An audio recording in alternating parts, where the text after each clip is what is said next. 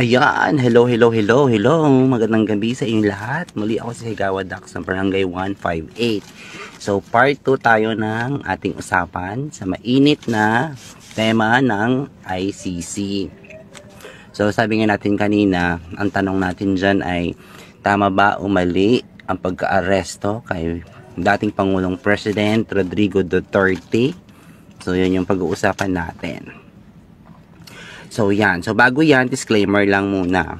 Hindi po ako isang abogado or licensed lawyer. Ngunit ito ay aking opinion lamang, base na rin sa aking pananaliksik at pagsusuri patungkol sa usaping ito. Dahil ako mismo ay nais lamang maliwanagan kung ano-ano ba talaga ang mga bagay-bagay na ito. So yun, muli ako si Higawa Dax ng Barangay 158.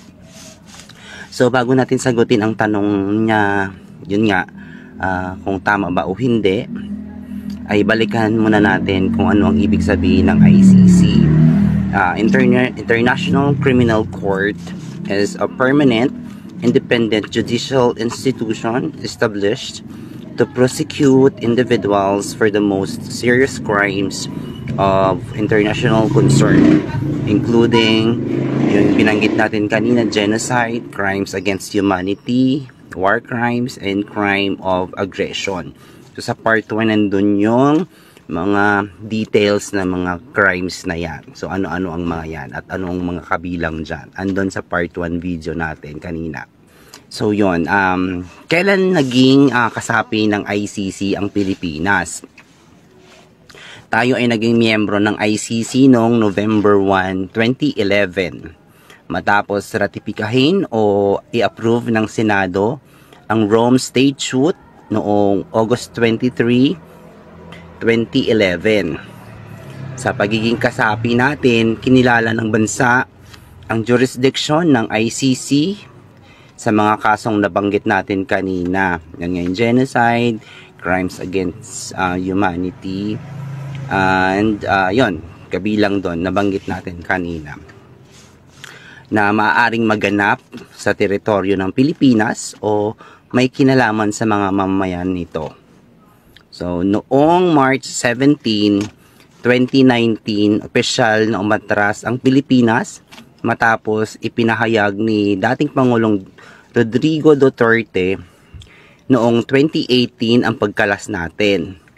So ang pagkalas na yun natin sa ICC ay bilang tugon sa pagsisiyasat ng ICC sa mga aligasyon ng crimes against humanity kaugnay ng giyera kontra droga ng administrasyon niya. So ano ulit yung crimes against humanity?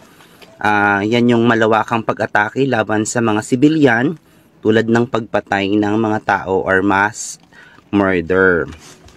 So ano ang epekto ng pagkalas ng Pilipinas sa ICC?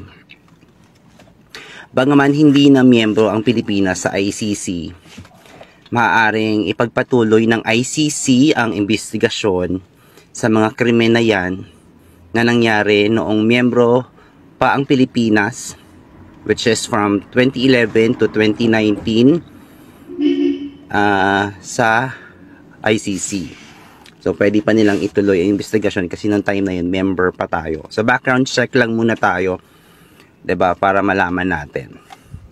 So, si President Duterte ay nanungkulan mula June 30, 2016 hanggang June 30, 2022.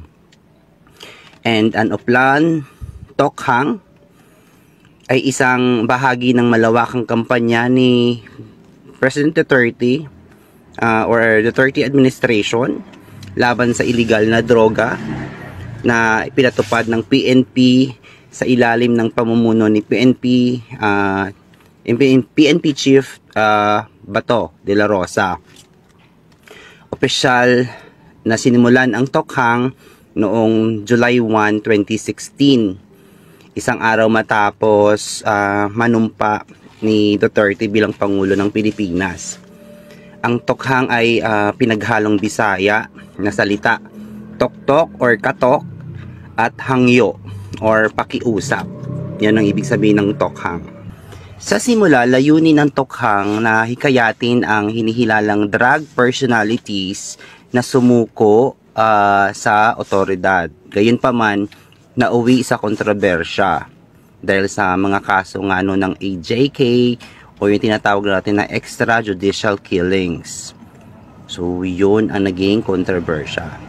So, ibig sabihin, nangyari ang tokhang noong tayo ay miyembro pa ng ICC at bago pa tayo kumalas noon bilang kasapi. So, nasa jurisdiction pa tayo noon ng ICC nang mangyari ang mga tokhang or EJK. So, yun. Bago natin sagutin ulit yung tanong na kung tama ba o hindi ang pagka-aresto kay President Duterte, may gusto lang akong sabihin hindi bilang public servant, kundi bilang isang tao na kahit sino, adik man o hindi, ay may karapatang pantao na dapat igalang. Sa ilalim ng Universal Declaration of Human Rights at ng sarili nating saligang batas ng Pilipinas, ang bawat tao ay may karapatan sa buhay, patas na paglilitis at due process. So bakit mahalaga ang karapatan ng bawat isa? Walang sinuman ang dapat basta-basta na lamang papatayin nang walang legal na proseso o anuman ang estado natin sa buhay. Kahit ang isang taong inaakusahang adik dahil sa paggamit at pagbenta ng droga ay may karapatan sa makatarungang paglilitis, hindi pagpatay ang solusyon. Diba? Yun, karapatan ng bawat isa yan. Dapat ba nating labanan ang droga? Oo naman, kailangan natin labanan ang droga sa ating lipunan kasi isa yan sa mga salot na nagbibigay sa atin ng problema sa ating lipunan. Hindi lang gobyerno natin dapat din ang kasama dyan, kundi pati na rin ang ating mga mamayan sa makatao at makadiyos na pamamaraan. Hindi, again, sagot ang pagpatay. Hindi simpleng krimen ang droga. Ito ay isang public health issue na kailangang solusyonan sa pamamagitan ng una, mas epektibong rehabilitasyon sa halip na extrajudicial killings. Pangalawa, mas mahigpit na kampanya laban sa mga drug lords kaysa sa maliliit na gumagamit. Kasi 'di ba, hindi naman lahat ng addict ay rapist. Hindi naman lahat ng addict ay mamamatay tao. So kanya-kanya nga yan eh. So dapat due process.